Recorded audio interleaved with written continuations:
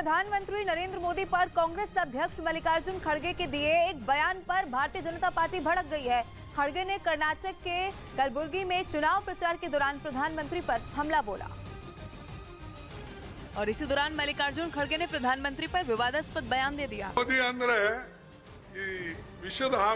खड़गे के इस बयान पर बीजेपी ने पलटवार करने में देर भी नहीं की। शर्म आनी चाहिए इन कांग्रेस के नेताओं को, देश से माफी मांगनी चाहिए। खड़गे के बयान पर हंगामा बढ़ता देख कांग्रेस नेता रणदीप सुरजेवाला ने भी साफ किया कि मल्लिकार्जुन खड़गे की लड़ाई बीजेपी की विचारधारा से है। कांग्रेस पार्टी की लड़ाई, खड़गे साहब की लड़ाई नरेंद्र मोदी जी से व्यक्तिगत नहीं, हमारी लड़ाई भाजपा के दुराग्रह से है। हालांकि बाद में मल्लिकार्जुन खड़गे ने अपने बयान पर खेद भी जाहिर किया। खड़गे ने कहा कि उनका बयान प्रधानमंत्री के लिए नहीं बल्कि बीजेपी की विचारधारा के लिए था।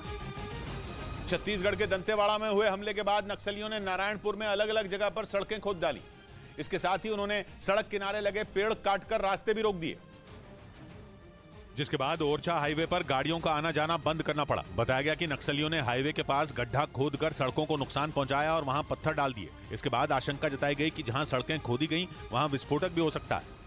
और इस बीच एक बड़ी खबर आपको बताएं, भारतीय कुश्ती संघ के अध्यक्ष बृजभूषण शरण सिंह के खिलाफ पहलवानों की याचिका पर सुप्रीम कोर्ट में आज अहम सुनवाई होनी है। बृजभूषण शरण सिंह के खिलाफ शिकायत के बाद भी जब कार्रवाई नहीं हुई तो पहलवानों ने सुप्रीम कोर्ट में याचिका दाखिल की।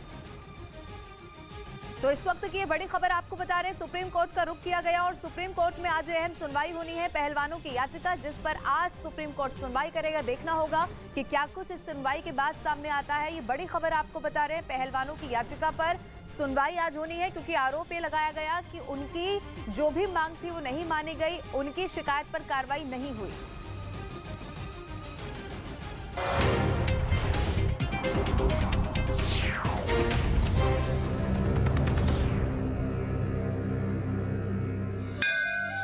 देवभूमि पर सजेगा एक ऐसा मंच जहां उत्तराखंड के मुख्यमंत्री और कई बड़े चेहरों के बीच आप भी रखेंगे अपनी बात, उठा सकेंगे अपने मुद्दे, पूछेंगे सीधे इनसे अपने सवाल।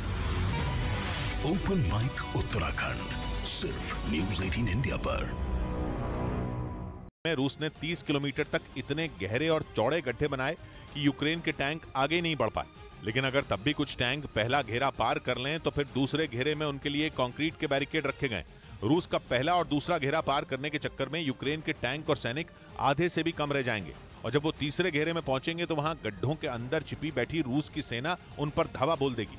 यानी रूस की तैयारी तगड़ी है और इतनी तगड़ी तैयारी एक दिन में या एक महीने में नहीं हुई है, बल्कि बताया गया कि रूस कम से कम 5 महीनों से यूक्रेन से निपटने की प्लानिंग में लगा है, क्योंकि तब रूस को यूक्रेन के हाथों करारी हार का सामना करना पड़ा था। बताया गया कि रूस की तैयारी पिछले साल नवंबर के बाद शुरू हुई थी। पिछले साल नवंबर में यूक्रेन की सेना ने दक्षिण में बसे खैरसोन पर इतना तगड़ा धावा बोला था कि रूस की सेना को बोरिया बिस्तर समेटकर वहां से भागना पड़ा था। रूस को तभी अपनी गलती समझ में आ गई। उसने अपनी गलती से सीख ली और जीते हुए इलाकों को यूक्रेन से बचाने के इंतजाम करने शुरू कर दिए। यूक्रेन के मिलिट्री इंटेलिजेंस चीफ किरिलो बुदनोव ने भी हाल ही में एक इंटरव्यू में कहा था कि रूस को भी पता है कि यूक्रेन उस पर बहुत बड़े हमले की तैयारी कर रहा है।